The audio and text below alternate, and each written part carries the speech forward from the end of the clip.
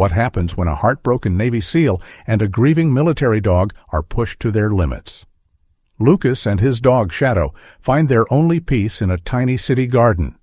But when a ruthless billionaire sends heavy bulldozers to destroy it, this quiet soldier decides to hold the line. They are ready for a war. Little do they know, the powerful man trying to crush their sanctuary is hiding a devastating secret. Will they save the garden or lose the very last piece of the man they both loved? Before we dive in, let us know in the comments which country you are watching from, and if you love stories that melt your heart, please subscribe to support our channel. The leash felt like solid lead. Lucas held it tightly in his rough hand, walking slowly beside Shadow. Shadow was a purebred German shepherd, a massive and athletic dog, but today he looked incredibly small. His thick black and tan coat was dull and dusty, and his heavy paws dragged against the gray concrete. Lucas, a tall and broad-shouldered Navy SEAL with tired dark eyes, slowed his normally fast pace. He still wore his NWU Type 3 uniform with its digital woodland camo pattern, unchanged since he left the military base. The city around them was a chaotic blur of blaring taxis and rushing crowds. Nobody noticed the quiet soldier and the grieving dog. That was perfectly fine with Lucas, who preferred the isolation. But the silence between him and the dog was suffocating. They were two highly trained fighters who had suddenly lost their center of gravity. David was gone. David was Lucas's best friend and Shadow's entire world. Since the funeral, Shadow had retreated into a dark, unreachable place. Living together in the quiet apartment was painfully hard. Just that morning, Lucas had poured kibble into a metal bowl. "Come on, buddy, you need to eat," he had pleaded softly.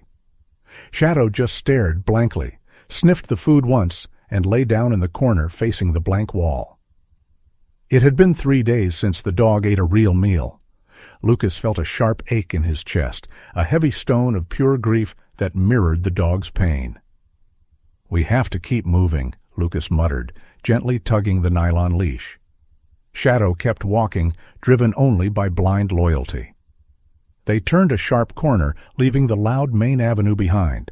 The towering glass buildings gave way to older brick walls and narrower streets. They walked aimlessly. Lucas just knew they could not stay trapped in that silent apartment filled with memories. Suddenly, the gray concrete sidewalk ended. Tucked neatly between two towering apartment buildings was a vibrant burst of green. It was a small community garden surrounded by a crooked wooden fence and a rusted iron gate hanging wide open. Lucas stood frozen at the entrance. He saw bright yellow sunflowers leaning against the brick walls, neat rows of green tomatoes, and wild patches of mint. It smelled like damp brown earth and fresh leaves, entirely different from the bitter city exhaust. It was incredibly peaceful here. Lucas stepped through the gate, the gravel crunching loudly under his combat boots. He looked back over his shoulder. Shadow had stopped at the edge of the dirt, refusing to enter.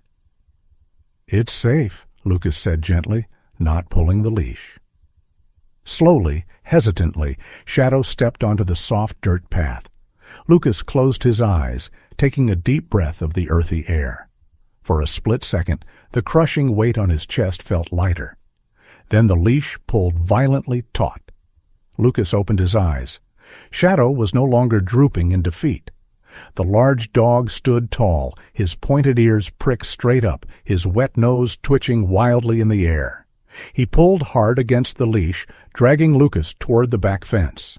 Shadow stopped abruptly at a raised wooden bed overflowing with bright yellow chrysanthemums. The dog buried his head deep in the flowers, inhaling deeply, his muscular body trembling. Then the impossible happened. Shadow lifted his head and let out a single, loud, clear bark. Woof! The sound echoed in the quiet garden. Lucas froze completely. It was the first sound Shadow had made since David died. The dog's thick tail gave a small, hesitant wag. "I see your handsome friend found my special patch," a soft, raspy voice said from behind them. Lucas instantly spun around, his hand instinctively dropping to his side. An old woman stood near a weathered wooden tool shed. She was Martha, a kind woman with a deeply wrinkled face, thinning silver hair tied in a practical bun, and a faded denim apron covered in fresh dark dirt. She leaned comfortably on a tall wooden hoe, smiling warmly at them. She did not look afraid of the stern soldier or the large police dog. "I'm sorry," Lucas said, his voice rough from disuse. "We didn't mean to trespass. The gate was open." Martha chuckled, a pleasant musical sound. "You cannot trespass in a community garden, son. It belongs to anyone who needs it. I'm Martha."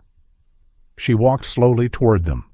Lucas tensed, ready to pull Shadow back to protect her, but the dog stepped confidently forward, gently sniffing the air around her dirty apron. Martha held out her frail hand, letting him smell her skin. "He's a strong boy," she said softly. "But he carries a lot of sadness with him. I can see it in his eyes." Lucas swallowed hard, fighting a lump in his throat. "He lost his owner, my best friend." Martha met Lucas's eyes with a deep, quiet understanding. "And you lost him too." She didn't offer empty pity, just simple, profound respect. "Those flowers," Lucas pointed a trembling finger. "He reacted strongly to them. He hasn't barked in weeks." Martha looked at the yellow blooms with a bittersweet smile. "Those are special. A kind young man planted those seeds a few years ago. He said they reminded him of his childhood home.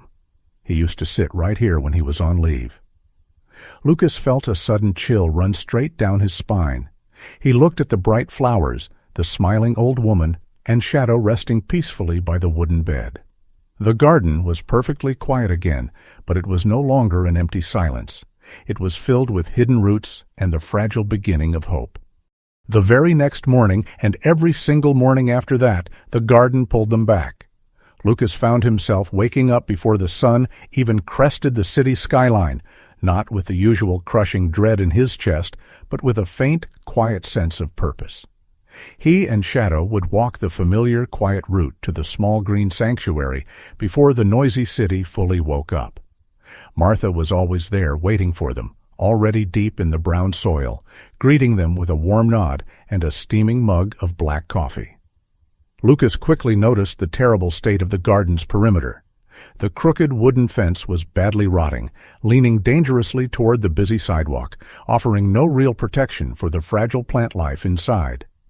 Without asking for permission or discussing it, Lucas walked to the local neighborhood hardware store and returned carrying a heavy cardboard box of steel nails, a solid iron hammer, and several thick, sturdy wooden planks. He stripped off his heavy jacket, wearing only a plain olive-green T-shirt that clearly revealed his muscular arms and a network of faded, jagged military scars. He worked in complete, focused silence. The rhythmic, heavy thwack of his hammer driving metal nails into solid wood became a steady, comforting heartbeat for the quiet garden. His naturally quiet, intensely focused nature fit perfectly with the slow, deliberate pace of the green plants growing around him. He measured, sawed, and hammered with the precise, unwavering discipline of a trained Navy SEAL, slowly turning a broken, pathetic boundary into a strong, resilient wall. Shadow stayed incredibly close by his side the entire time. The massive German shepherd no longer hung his heavy head in complete defeat. Instead, he lay comfortably stretched out in the cool, damp shade of the blooming yellow chrysanthemums, his dark, intelligent eyes calmly watching Lucas work. Whenever Lucas paused to wipe the salty sweat from his forehead with the back of his hand, Shadow would thump his thick, heavy tail against the dry dirt. It was a small but incredibly powerful sign of returning life. The heavy, suffocating silence that used to crush them both in the apartment was completely gone, replaced entirely by the comforting, natural sounds of rustling green leaves, chirping city birds, and honest, hard physical labor. Martha would occasionally pause her endless weeding to watch them work, a soft, knowing smile spreading across her deeply wrinkled face. She wisely never pushed the soldier to talk about his pain. She simply let the quiet garden do its slow, natural healing work on the two broken soldiers. However, the peaceful garden was not entirely isolated from the rest of the struggling neighborhood. As the bright afternoon sun climbed higher into the sky, a large group of local children usually gathered on the adjacent concrete sidewalk. They were kids from the surrounding poor, neglected apartment blocks, desperate for a safe, clean place to play. Initially, they stayed very far away from the open iron gate. They peeked nervously through the narrow gaps in the newly fixed wooden slats, their wide, fearful eyes fixed entirely on the tall, unsmiling man with the terrifyingly large police dog. Lucas's cold, naturally stoic face and his intense, rigid military posture naturally intimidated them. Among these nervous children was Leo. Leo was a small, scrawny 7-year-old boy with messy, uncombed brown hair and oversized, badly scuffed white sneakers that he frequently tripped over when he ran. Leo nervously clutched a worn-out, slightly deflated red rubber ball tightly to his chest, staring at the giant black and tan dog with a complex mixture of absolute terror and undeniable childhood curiosity. One humid Tuesday afternoon, a minor disaster struck for the kids. A clumsy, overly enthusiastic throw sent Leo's precious red ball bouncing wildly over the tall, newly repaired wooden fence. It landed with a soft, dull thud right in the middle of a neat row of leafy green cabbages, stopping only a few short feet away from where Shadow was resting in the shade. The children outside gasped collectively, instantly freezing in absolute horror. Leo looked like he was about to burst into tears, fully believing his absolute favorite toy was now the permanent property of a vicious, angry beast. Lucas stopped his loud hammering and sighed deeply, placing his tools down, fully preparing to walk over, retrieve the toy, and hand it back. But before the soldier could take a single step forward, Shadow suddenly stood up. The massive dog trotted over to the cabbage patch, his pointed ears completely perked up in interest. He sniffed the deflated red rubber ball curiously for a second. Then, in a sudden move that completely shocked everyone watching, Shadow gently picked the red ball up in his powerful jaws, turned around, and jogged happily toward the wooden fence. He stopped right in front of a violently trembling Leo, pushed his wet black nose smoothly through the wide wooden gap, and dropped the ball directly at the boy's oversized, dirty sneakers. Shadow then let out a sharp, happy woof, immediately dropping his thick front legs down and raising his rear end high into the air in a classic, unmistakable canine playbow. Leo blinked in sheer, stunned disbelief. The terrifying giant monster just wanted to play a simple game. Hesitantly, Leo reached his small hand through the fence, grabbed the rubber ball, and tossed it a few feet into the garden dirt. Shadow eagerly chased it down, scooped it up quickly, and proudly trotted it back to the fence. The heavy tension in the air vanished instantly. The other children cheered loudly, the heavy fear melting away into pure, unrestrained joy. Lucas stood completely still in the background, casually holding his iron hammer, and he actually smiled. It was a small, very rusty smile, but it was entirely genuine. His highly trained, terrifying combat dog was currently being easily outsmarted and entertained by a giggling 7-year-old boy and a cheap piece of deflated rubber. The joyful, chaotic sound of happy children laughing and a dog barking loudly filled the warm afternoon air, making the small garden feel incredibly alive and vibrant. But the fragile, beautiful peace was brutally and suddenly shattered by the aggressive, roaring sound of a powerful vehicle engine. A sleek, exceptionally long, pristine black luxury limousine pulled up sharply to the curb, its heavily tinted dark windows reflecting the surrounding urban poverty with cold, shiny indifference. It parked illegally and obnoxiously, completely blocking the narrow sidewalk right in front of the gate Lucas had just spent 3 full days carefully fixing. The children immediately stopped playing their game, taking a cautious, frightened step back from the imposing, expensive vehicle. Shadow instantly dropped the red ball from his mouth, his playful demeanor vanishing in a single second. He stepped confidently and aggressively in front of little Leo, the thick hair on his dark back rising sharply as a low, dangerous, rumbling growl vibrated deep in his broad chest. The heavy armored rear door of the black limousine clicked open, and a man stepped out into the humid city air. This was Mr. Vance. He was a tall, excessively sharp-featured man wearing a stiff, overly expensive, perfectly tailored gray suit that looked completely ridiculous and offensive in this rundown neighborhood. He had heavily slicked-back dark hair, thin, fragile wire-rimmed glasses perched on his nose, and a deeply arrogant, permanent sneer firmly planted on his pale face. He carried a shiny, hard-shell leather briefcase and a thick roll of heavy-duty industrial tape. Vance completely ignored the staring children, looked down at the growling dog with an expression of mild disgust, and entirely dismissed Lucas, who was now gripping his heavy hammer with tight white knuckles. Without saying a single polite word to anyone present, Vance walked briskly and purposefully straight to the newly repaired wooden gate. He aggressively pulled a crisp, brightly colored, officially stamped legal document from his expensive leather briefcase. With loud, violently sharp tears of the heavy-duty tape, he slapped the official paper directly onto the dead center of the clean wooden planks. Lucas immediately stepped forward, his dark eyes narrowing dangerously into a cold glare. "Hey," Lucas said, his deep voice deadly quiet and completely devoid of any warmth. "I just fixed that gate." Vance casually adjusted his thin wire glasses, offering a cold, highly corporate smile that absolutely didn't reach his dead eyes. "Enjoy your amateur handiwork while it lasts, sir," Vance replied smoothly, his tone dripping with condescension. "Mr. Arthur Sterling sends his personal regards. This entire lot has been officially, legally reclaimed by the Corporation for Private Commercial Development. You have exactly 1 week to clear out this pathetic, dirty little weed patch before the heavy bulldozers arrive to level it." Vance turned sharply on his highly polished, expensive leather shoes, got quickly back into the cool, air-conditioned interior of the luxury limousine, and the heavy door slammed shut with a final, echoing thud. The massive car smoothly drove away down the street, leaving behind a thick cloud of toxic gray exhaust and a heavy, suffocating silence. Lucas stood perfectly still, his jaw clenched tight, staring blankly at the bright yellow eviction notice plastered rudely over his hard work, while Shadow continued to growl viciously at the empty street. The toxic exhaust from the luxury limousine lingered in the humid air long after the vehicle disappeared.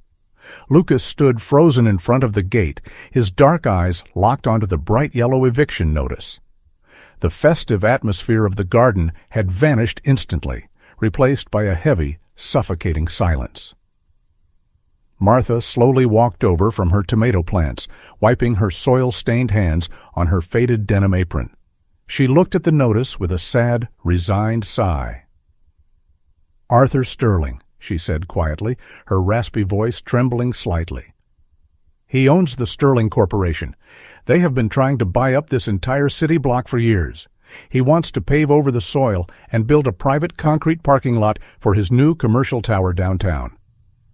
The young children gathered around them, their previous joy completely extinguished. Little Leo, still holding his deflated red rubber ball, looked up at Martha with wide, fearful eyes. "Does that mean we can't play here anymore?" the young boy asked, his voice cracking. Martha knelt down with difficulty, placing a gentle hand on Leo's narrow shoulder. "I don't know, child," she whispered. That was all it took. Leo burst into loud, heartbroken tears, dropping his favorite red ball into the dirt. The other children quickly joined him, their cries echoing painfully against the brick walls of the surrounding buildings. This small patch of green was their only safe haven, their only escape from the dangerous, concrete-filled streets of their poor neighborhood. Lucas watched the crying children, and a deeply familiar feeling ignited within his chest. It was the sharp, undeniable instinct of a soldier. He had spent his entire adult life protecting those who could not protect themselves. He looked down at the bright yellow paper, then at the tears streaming down Leo's dirty cheeks. Lucas reached out, grabbed the edge of the eviction notice, and ripped it off the wooden planks, crushing it into a tight ball in his fist. He was not going to just stand by and watch a greedy tycoon destroy the only good thing left in this neighborhood. Over the next 2 days, a tense, unspoken anxiety settled over the small community garden. The deadline was rapidly approaching, but instead of abandoning the space, the children came back every single afternoon. They clung to the garden desperately, playing quieter games, constantly checking the street for luxury cars. Shadow fundamentally understood the shift in the atmosphere. The massive German Shepherd completely stopped resting lazily in the cool shade of the yellow chrysanthemums. Instead, he found a brand new purpose. Shadow began to actively patrol the perimeter of the garden, pacing steadily along the inside of the wooden fence Lucas had built. He moved with the focused, rigid discipline of a trained sentry dog. He constantly sniffed the air, his pointed ears swiveling to catch every distant city sound. More importantly, Shadow began to treat the neighborhood children as his own personal pack. If a stranger walked too closely past the iron gate on the sidewalk, Shadow would immediately trot over, positioning his large, muscular body firmly between the children and the potential threat. If little Leo wandered too far toward the broken back wall to chase a stray butterfly, Shadow would gently nudge the boy's leg with his wet nose, herding him safely back toward the center of the garden near Martha. Lucas watched his dog work, feeling a profound sense of pride and realization. Shadow was no longer a grieving, broken animal slowly starving in a dark apartment. He had found a mission, a reason to stay alert and alive. Seeing the dog fiercely protect the innocent children solidified Lucas's own resolve.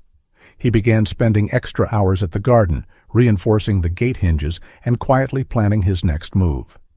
He didn't know anything about corporate real estate law, but he knew everything about holding a defensive line. He was a Navy SEAL, and he was fully prepared to defend this tiny patch of dirt against whoever Sterling sent next. The real test arrived on the humid morning of the third day. A loud, aggressive, mechanical rumbling sound shook the ground, completely drowning out the pleasant chirping of the city birds. A massive, bright yellow industrial bulldozer slowly turned the corner, its thick metal treads grinding harshly against the asphalt. The machine crawled toward the garden, belching thick black diesel smoke into the clear blue sky. It stopped directly in front of the gate. In the driver's seat sat Pete. Pete was a burly, exhausted-looking construction worker with a thick, unkempt beard, wearing a faded orange high-visibility safety vest and a dark, grease-stained baseball cap. He looked like a man who just wanted to do his assigned job, collect his meager paycheck, and go home. Pete revved the massive engine, a clear intimidation tactic, and slowly lowered the heavy steel blade of the bulldozer toward the sidewalk, preparing to easily smash through the wooden fence. Inside the garden, Martha gasped and held Leo tightly against her apron. Lucas did not shout. He did not run. He simply dropped the wooden plank he was holding and walked calmly toward the entrance. He stepped smoothly through the open gate and planted his combat boots firmly onto the concrete sidewalk, standing directly in the exact path of the towering metal machine. He crossed his thick, muscular arms over his broad chest. His face was completely stoic, his jaw set like stone, and his dark eyes locked intensely onto Pete in the driver's cabin. A split second later, Shadow was right there beside him. The giant dog sat perfectly straight next to Lucas's leg. Shadow did not bark wildly. Instead, he bared his sharp white teeth and let out a deep, terrifying, continuous rumble from the bottom of his chest. It was a clear, unmistakable warning. Pete stopped the bulldozer just 10 feet away. He leaned out of the cabin window, ready to yell at the crazy man blocking his path. But when Pete made direct eye contact with the unmoving, ice-cold soldier and the massive, aggressive police dog ready to attack, the words died in his throat. This wasn't a group of helpless protesters. This was a highly dangerous, coordinated, defensive unit. Pete looked at the flimsy wooden gate, looked back at Lucas, and sighed heavily. He shook his head, pulled a heavy metal lever, and slowly put the bulldozer into reverse. The massive machine backed away, turned around, and loudly rumbled back down the street, leaving the quiet soldier and his loyal dog standing completely victorious, at least for today. The heavy yellow bulldozer was gone, but the bitter, harsh smell of its diesel exhaust still hung faintly in the warm city air. Lucas watched the empty street for a long, quiet moment before finally turning back toward the garden. He knew with absolute certainty that the Sterling Corporation would not just give up and walk away that easily. That driver Pete was merely a minor scout. The real devastating invasion was still coming. Lucas walked back through the freshly repaired wooden gate, his sharp mind shifting seamlessly and naturally back into full combat mode. He surveyed the small rectangular patch of earth not as a quiet, peaceful sanctuary, but as a critical defensive perimeter that needed to be fortified immediately. The back half of the lot was still mostly empty, covered entirely in dry, useless dirt and broken concrete pieces. It looked completely abandoned, which made it a very easy, legally justifiable target for expensive corporate lawyers. Lucas walked quickly over to Martha, who was still holding little Leo tightly by his small hand. "Martha," Lucas said, his deep voice sharp, focused, and commanding, completely dropping all of its usual quiet hesitation. "We need to occupy this space completely. Every single inch of bare dirt needs something green growing out of it by tomorrow morning. If they arrive and see a fully established, actively blooming garden, it becomes a massive public relations nightmare for them to bulldoze it. Do we have more seeds or saplings?" Martha blinked rapidly, clearly surprised by the sudden intense tactical energy radiating from the usually stoic soldier. She quickly nodded her head, a bright spark of genuine hope returning to her clear eyes. "I have 3 large cardboard boxes full of donated vegetable seeds and flower bulbs sitting in the tool shed," she replied quickly. Lucas gave a firm, decisive nod. He turned around to face the group of frightened children who were watching him closely from the sidewalk. It was time to build a living floral fortress. Lucas stood incredibly tall in the exact center of the garden, firmly crossing his thick, muscular arms over his broad chest. "Listen up!" His deep voice boomed loudly, intentionally startling a few gray pigeons off the nearby brick wall. The children, including Leo, and a brand-new girl named Sarah, a tall, confident 10-year-old with bright red hair tied in messy pigtails and a shirt heavily covered in colorful paint splatters, immediately stood at strict attention. "The enemy is coming back," Lucas announced seriously, pacing slowly and deliberately back and forth in front of them, exactly like a seasoned drill instructor facing a line of brand-new military recruits. "But we are absolutely not going to retreat. We are going to dig in right here. We are going to plant so many deep roots in this ground that their machines won't be able to pull them out. As of this exact moment, you are no longer just regular kids playing in the dirt. You are the official garden defense unit." The kids looked excitedly at each other, their previous fear slowly transforming into genuine, thrilling excitement. Lucas quickly divided the donated seeds and assigned specific defensive zones. "Leo, you and your team take the north flank. Focus on the carrot patch. Dig fast. Space them evenly. Move out," he commanded loudly, pointing firmly toward the empty back wall. Leo saluted clumsily with a dirty hand and ran toward the dirt, eagerly grabbing a small green plastic trowel. "Sarah, you are in charge of the sunflower perimeter near the front gate. We need tall cover immediately. Go!" Sarah grinned widely and sprinted to her assigned station. As the children frantically dug into the soft earth, laughing loudly and tossing seeds, Shadow naturally assumed his own critical leadership role.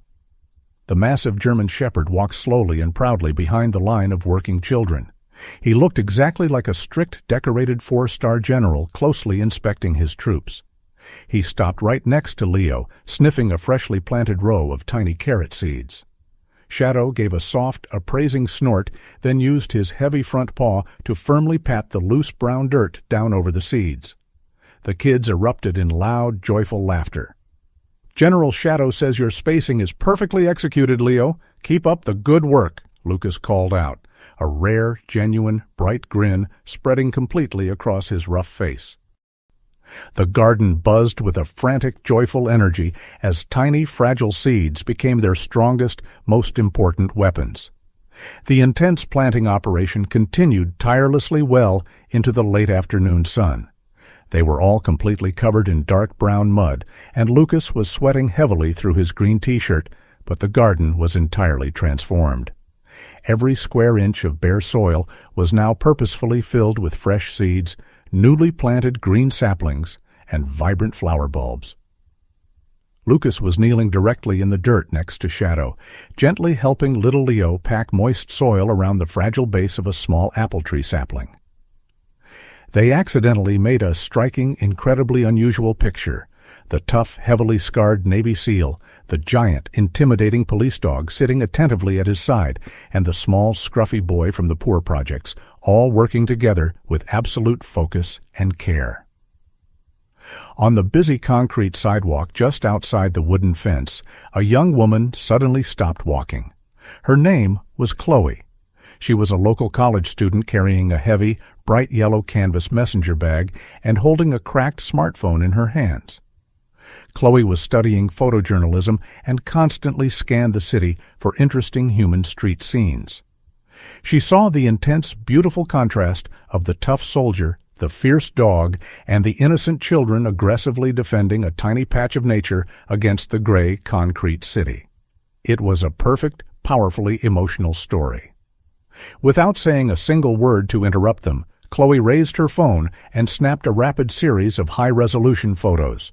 She quickly typed out a short, highly passionate caption about a loyal veteran and local neighborhood kids fighting a greedy, evil corporation to save their only community garden, hit the post button on her popular social media account, and hurried away down the street to her next class. Lucas didn't even notice the small camera flash. He was too busy giving Leo a muddy high five for a job well done. But less than 3 hours later, the quiet, peaceful atmosphere of the evening street was rudely interrupted by a new, totally unexpected sound. It wasn't the heavy, grinding rumble of a corporate bulldozer. It was the loud, screeching tires of a bright white van with a large, rotating satellite dish firmly attached to its roof. The side of the van proudly displayed the colorful, glowing logo of Channel 7 Local News. A polished reporter holding a microphone and a cameraman carrying heavy equipment jumped out, rushing directly toward the newly repaired wooden gate. Lucas stood up slowly, carefully wiping the wet dirt from his rough hands, as he suddenly realized their quiet, private little war had just been broadcast to the entire city.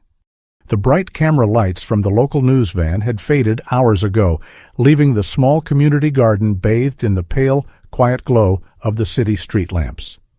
The evening news broadcast had been a massive success for the neighborhood.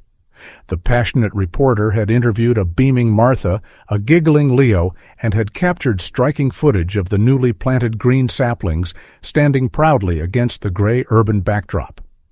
Lucas had politely but firmly refused to speak on camera, preferring to stand silently in the shadows by the wooden fence. But the message was broadcast clearly to the entire city. The garden was loved, protected, and not going down without a fight. However, Lucas knew exactly how powerful wealthy corporations operated when they were publicly embarrassed. Arthur Sterling would not simply surrender because of a single, heartwarming local news segment. If they couldn't legally bulldoze the garden in broad daylight while the cameras were rolling, they would undoubtedly try to destroy it under the dark, secretive cover of night. As the bustling city slowly quieted down, and the neighborhood children safely returned to their cramped apartment blocks to sleep, Lucas made a firm, silent decision. He was not going back to his empty, echoing apartment tonight. He found a sturdy wooden crate near Martha's weathered tool shed, positioned it deeply within the dark shadows of the tall sunflower stalks, and sat down. Shadow immediately walked over and sat perfectly upright right next to Lucas's knee. The massive German shepherd did not lie down to sleep.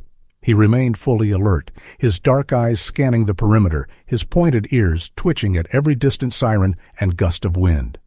Lucas looked down at the dog, and a profound, comforting warmth spread through his chest.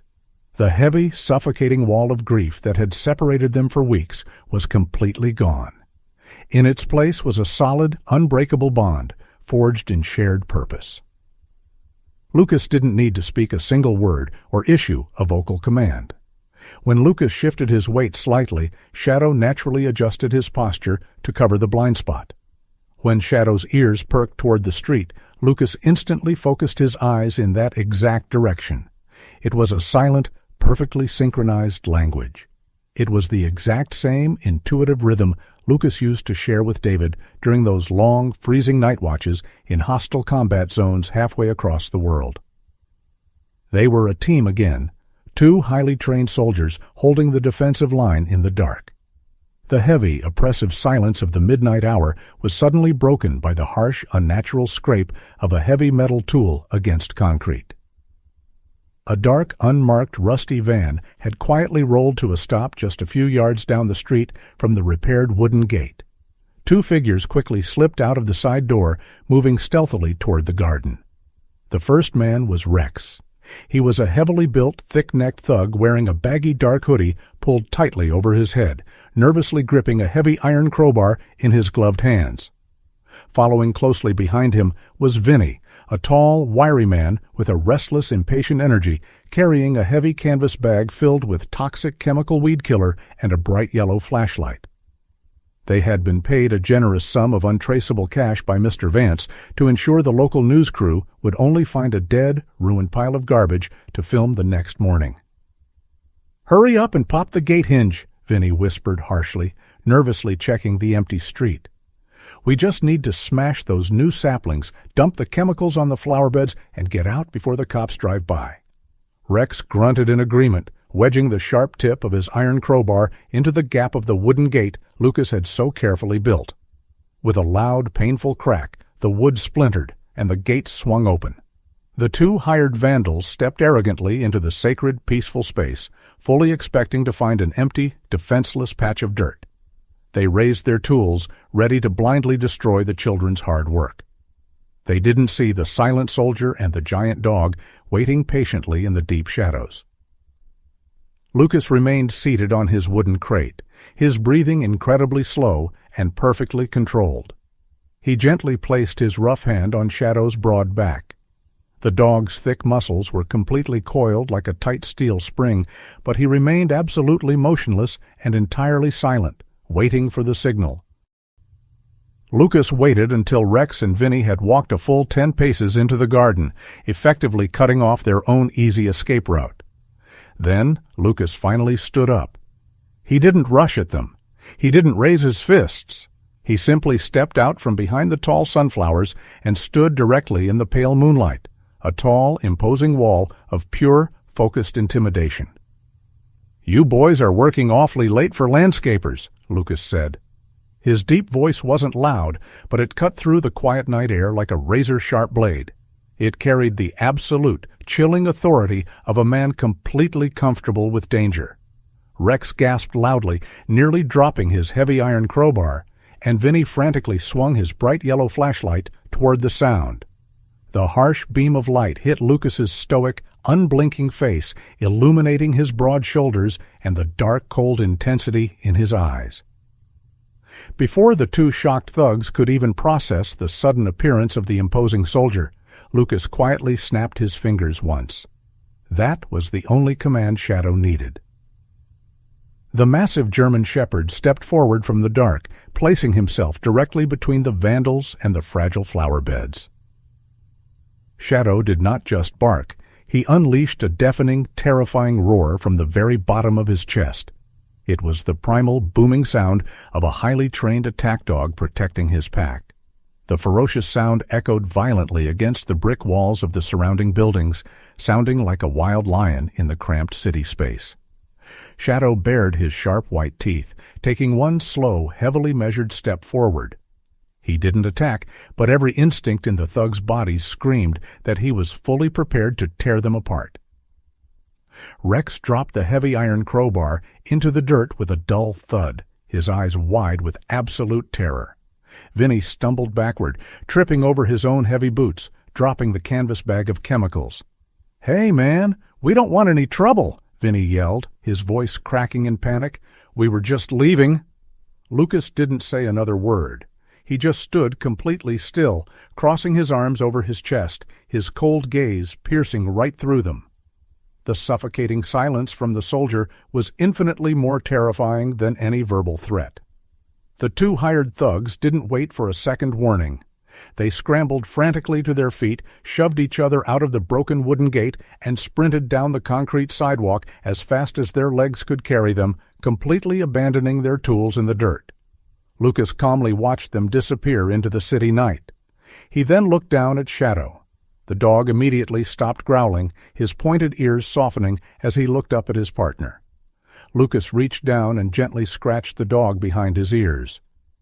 "Good boy," Lucas whispered softly into the quiet night.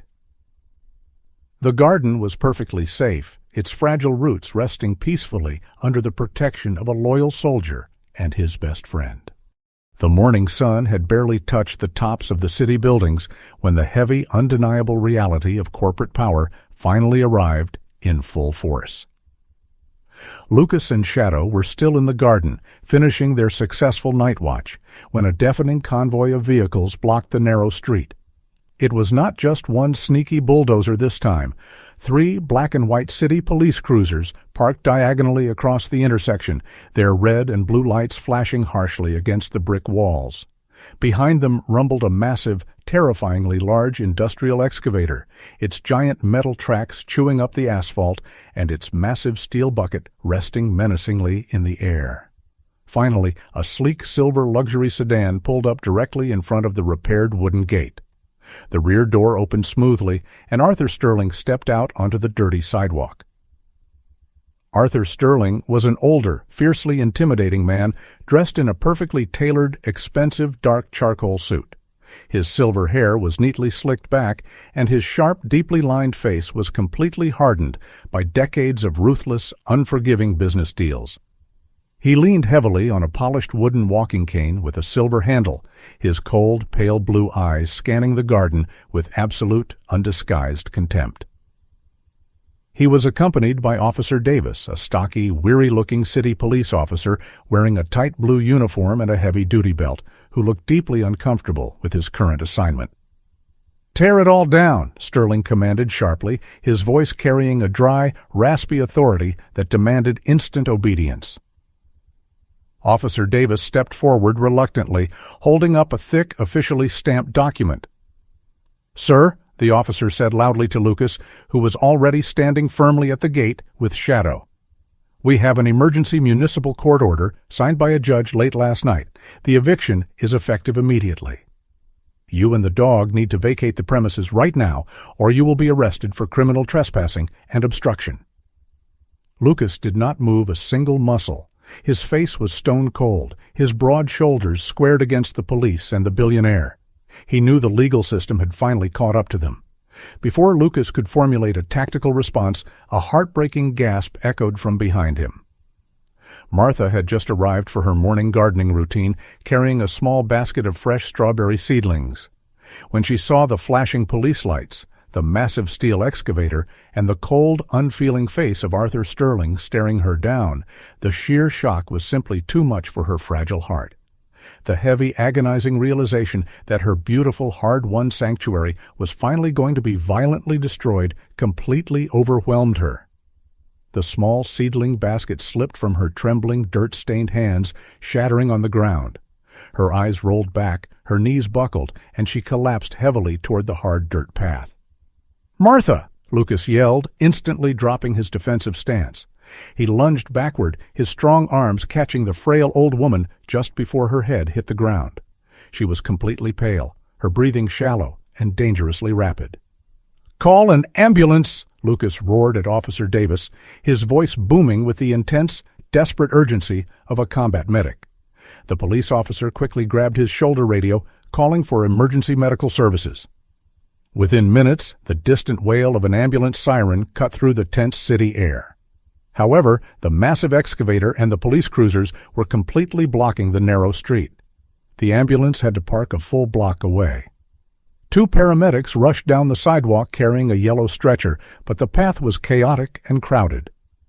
"I'll carry her to the rig," Lucas said decisively. He carefully lifted Martha's limp body into his strong arms, holding her as gently as a sleeping child. He looked down at Shadow, who was pacing nervously around his legs, whining softly at the sight of the unconscious woman. Lucas looked deeply into the dog's dark, intelligent eyes. He pointed a single, firm finger at the repaired wooden gate. "Shadow, stay! Guard the line!" The massive German shepherd instantly stopped pacing. He planted his heavy paws firmly into the dirt, right at the entrance, his ears standing perfectly straight. Lucas turned and sprinted down the sidewalk toward the waiting ambulance, carrying Martha to safety, leaving his loyal partner entirely alone to face the impending destruction.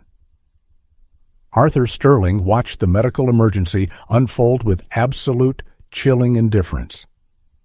He did not care about the old woman. He only cared about his expensive construction schedule. As soon as Lucas was far enough down the street, Sterling impatiently tapped his silver cane against the concrete sidewalk. "The squatter is gone. Proceed with the demolition," Sterling ordered coldly, waving his hand toward the excavator operator. Officer Davis tried to protest. "Mr. Sterling, there is still a dog inside. We need animal control." Sterling violently cut him off. "I do not care about a stray mutt. Move that machine now." The massive diesel engine of the excavator roared to life, shaking the ground violently. The operator, fearing for his job, pulled the heavy levers. The giant, terrifying metal tracks squealed loudly as the colossal machine moved forward, completely casting a dark, heavy shadow over the fragile garden. Shadow did not run away. The brave dog stood entirely alone in the very center of the open wooden gate. He lowered his massive head, bared his sharp white teeth, and unleashed a continuous, deafening roar of pure defiance. He was a trained protector, and he had been given a direct order to hold the line. The giant steel bucket of the excavator was raised high into the air, its sharp metal teeth positioned perfectly to smash the gate and everything underneath it into dust. The machine crept closer, 10 feet, 5 feet, 3 feet. The deafening noise was unbearable, kicking up a thick cloud of dry dirt and gray exhaust smoke. Shadow braced his muscular legs, refusing to yield a single inch to the metal monster. Just as the massive steel bucket began its violent descent to crush the gate, a blur of olive green and military muscle tore through the crowd. Lucas had sprinted back from the ambulance with terrifying speed. He didn't have time to stop the machine or yell at the driver. He simply dove headfirst into the danger zone. Lucas threw his large body directly over Shadow, wrapping his strong, heavily scarred arms tightly around the dog's thick neck, shielding the animal completely with his own back. The excavator operator panicked and slammed his foot on the emergency brake. The colossal machine jerked to a violent halt, the heavy steel bucket stopping less than 6 inches above Lucas's spine. A deafening, absolute silence suddenly fell over the street. When the thick cloud of dust and diesel smoke slowly cleared, the entire crowd stared in absolute shock.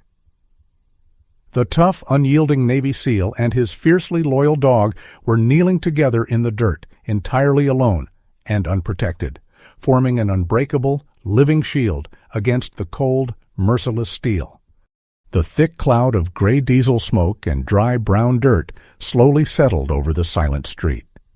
The massive steel bucket of the excavator hovered completely motionless, just inches above Lucas's broad back.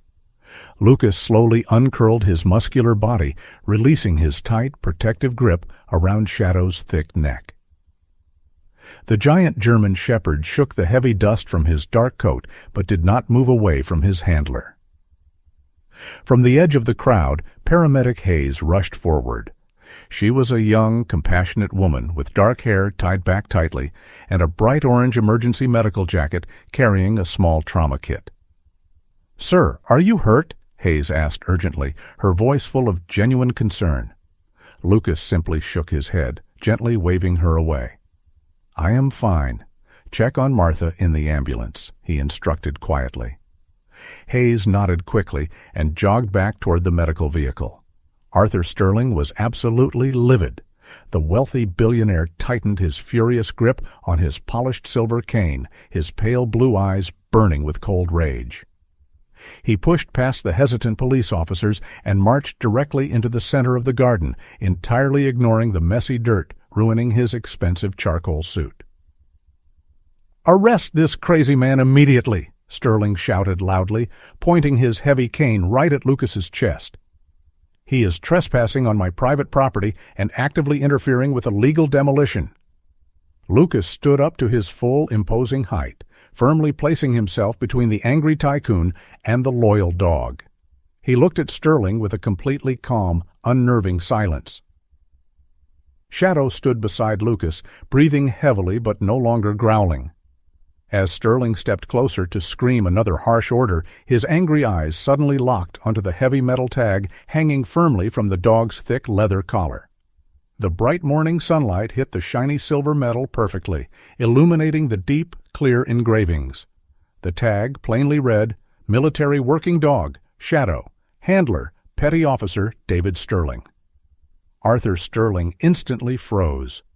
The angry, arrogant color completely drained from his sharp, heavily lined face, leaving him looking incredibly old, sick, and fragile. The expensive silver cane slipped entirely from his trembling hands, landing in the soft brown dirt with a dull, heavy thud. He stared at the engraved metal tag as if it were a terrifying ghost. Lucas narrowed his dark eyes, looking very closely at the older man's face for the very first time. He studied the sharp jawline, the pale blue eyes, and the distinct, stubborn set of his proud shoulders. Suddenly, a powerful, painful memory hit Lucas. He remembered a small, heavily worn, deeply faded color photograph that his best friend David always carried safely inside his military body armor. It was a picture of a much younger, smiling David standing awkwardly next to a very stern, wealthy, unsmiling man. "You are Arthur," Lucas said aloud, his deep voice thick with sudden, shocking realization. "You are David's father." The absolute silence in the garden grew even heavier, suffocating everyone present. Lucas knew the tragic family story perfectly. David had told him the painful truth during long, freezing cold nights in the desert. Arthur Sterling had angrily disowned his only son 5 years ago. Arthur had aggressively demanded David take over the massive corporate real estate empire, but David had chosen to enlist in the Navy instead to serve his country. Arthur had told David to never come back home. The wealthy billionaire could not speak. His pale lips trembled uncontrollably as he stared in pure horror at the dog that had belonged to his dead son. Before Arthur could find his broken voice, a squeaking sound interrupted the heavy silence. Paramedic Hayes was slowly pushing a yellow-wheeled medical stretcher down the concrete sidewalk. Martha was lying safely on it, fully conscious now, with a clear oxygen mask resting loosely around her neck. She had absolutely refused to go to the city hospital until she knew her beloved garden was safe. Martha weakly raised her frail, dirt-stained hand, pointing a trembling finger directly at the frozen billionaire. "I know your face," Martha whispered, her raspy voice carrying a surprising, undeniable strength. "David showed me your picture. He loved you very much, Arthur, even when you stopped speaking to him." Arthur slowly turned his shocked head toward the old woman on the stretcher. "David." "David came here?" Arthur choked out, his voice completely broken and entirely devoid of its former ruthless corporate authority. "He didn't just come here," Martha explained gently, sad tears forming in her own kind eyes. "David is the only reason this garden exists today. Every single month for the last 5 years, he secretly sent a portion of his military paycheck to a local community trust. He paid the property taxes. He bought the clean soil, the wooden tools, and the seeds for the poor neighborhood children. He wanted this tiny piece of the city to remain beautiful and free."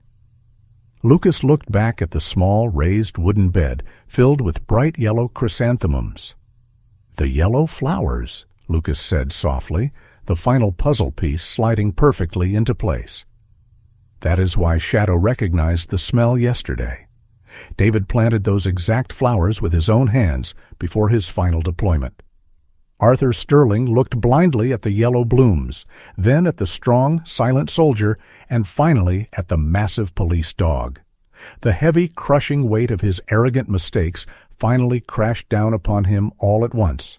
The cold, untouchable corporate facade completely shattered into a million unfixable pieces. Arthur Sterling dropped heavily to his knees, right in the middle of the damp brown dirt. He buried his wrinkled face into his trembling hands and began to weep. It was a loud, ugly, agonizing sound of pure, inescapable heartbreak. He had almost used a massive metal machine to completely destroy the absolute last remaining piece of his son's heart. The wealthy man sobbed uncontrollably, entirely broken by his own blind greed and foolish pride. Shadow watched the crying man intently. The giant dog understood deep, agonizing grief better than anyone else in the world. Slowly, without any command from Lucas, Shadow stepped forward. The massive, intimidating animal gently lowered his large black head and began to softly lick the bitter, salty tears streaming down the ruined father's face, offering a quiet, profound forgiveness that Arthur Sterling absolutely did not deserve, but desperately needed. 6 months had passed since the deafening roar of the yellow excavator was permanently silenced, and the freezing city winter had eventually melted away, surrendering completely to a bright, incredibly warm spring. The small community garden was no longer just a fragile, desperate patch of dirt fighting for survival. It had transformed completely into a sprawling, vibrant oasis that now safely occupied 3 entire city blocks. Arthur Sterling had not just canceled the private parking lot project. He had aggressively purchased the 2 abandoned lots directly adjacent to the original garden, tearing down the crumbling brick walls to let the bright sunlight pour in freely.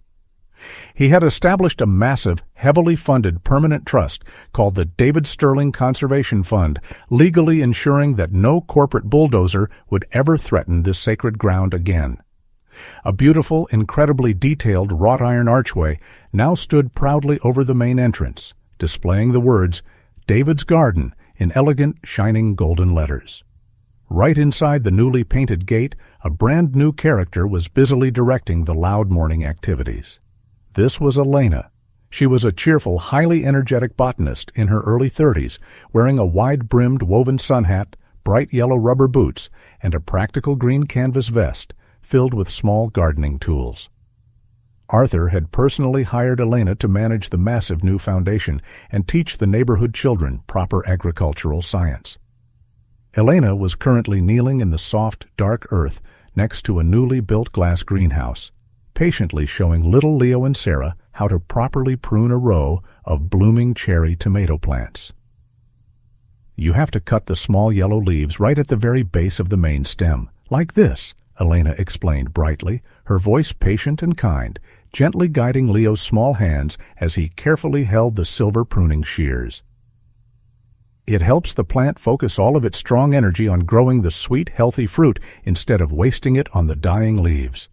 Leo nodded enthusiastically, a huge, happy smile lighting up his dirt-smudged face. "Like a tactical retreat to reinforce the main base," Leo shouted proudly, clearly still remembering the fun, military-style gardening lessons Lucas had taught him months ago. Elena laughed loudly, a bright musical sound that echoed beautifully across the blooming flower beds. The children were no longer frightened, desperate kids defending a broken fence. They were proud, confident caretakers of their own beautiful green world. Sitting comfortably on a newly carved wooden bench under the cool shade of a massive, ancient oak tree was Martha. She had fully recovered from her terrifying medical scare 6 months ago. The deep, exhausted wrinkles on her kind face seemed much softer now, and a healthy, warm color had permanently returned to her cheeks. She wore her familiar faded denim apron, but she no longer had to break her back digging in the hard dirt all day. She happily supervised the energetic children, sipped hot sweet tea from a large ceramic mug, and occasionally offered Elena wise, experienced advice on the stubborn local city soil. A few yards away from Martha, an older man in a simple, casual brown sweater and comfortable walking shoes stood quietly near a magnificent, overflowing bed of bright yellow chrysanthemums. It was Arthur Sterling. He no longer wore his stiff, intimidating charcoal suits, and he had completely discarded his polished silver walking cane. He looked incredibly peaceful. The wealthy billionaire visited the garden every single morning, not to aggressively manage or control the space, but simply to watch the vibrant life blooming all around him. He finally understood the beautiful, quiet legacy his brave son had left behind. Arthur gently watered the yellow flowers from a small metal can, then turned his head and walked slowly over to the wooden bench where Martha was sitting. "Good morning, Martha," Arthur said softly, his raspy voice full of genuine warmth and deep respect. "The yellow chrysanthemums are blooming exceptionally well today." Martha smiled kindly, offering him a small, comforting nod. "They are blooming perfectly because they finally have deep, strong roots, Arthur," she replied wisely, taking a slow sip of her sweet tea. "Just like this entire neighborhood. You did a truly wonderful thing by protecting this soil." Arthur looked down at his clean hands, taking a deep, shaky breath. "I didn't protect it, Martha," he admitted quietly, a single grateful tear shining briefly in his eye. "David protected it. Lucas and Shadow protected it. I just finally stopped trying to destroy it." Far above the busy, joyful activities of the main flower beds, a gentle, grassy hill sloped upward toward the back wall of the expanded property. Lucas stood quietly at the very top of the green rise, his hands resting casually in the pockets of his comfortable blue jeans.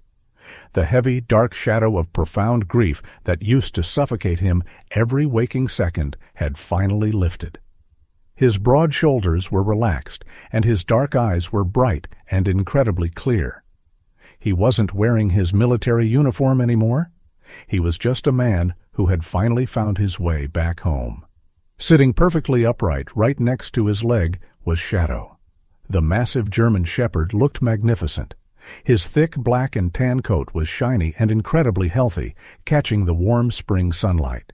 His dark eyes were completely alert, but they no longer held that terrifying, broken sadness. He watched little Leo chase a bright blue butterfly near the greenhouse, and his thick tail gave a slow, happy thump against the soft green grass. Lucas reached down and gently rested his rough hand on the top of the dog's large head, his fingers smoothly tracing the thick leather collar and the shiny metal tag. They had done it.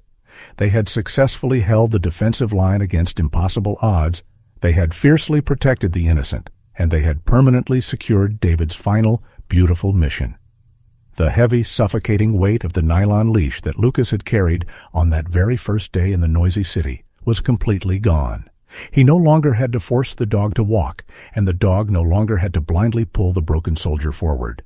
They were finally walking side by side, completely healed by the incredible, unstoppable power of nature, forgiveness, and enduring love. Lucas took a long, deep breath of the incredibly sweet floral air, feeling a profound, absolute peace settle permanently into his tired soul. The long, painful war inside his heart was finally over. He didn't need to fight anymore. As the bright golden morning sun climbed higher into the clear blue city sky, bathing the entire vibrant garden in a warm, healing glow, the truth of their long, difficult journey together became undeniably clear. Shadow does not obscure the light. Sometimes it is only there to protect the seeds waiting for the day to rise. If this story touched your heart today, please take a moment to subscribe to the channel. Share this video with someone who might need a little bit of light right now, and I would love to hear from you. Leave a comment below and tell me about a time when you found healing in an unexpected place. Your own story might be exactly what someone else needs to read today. Thank you for listening, and I will see you in the next video.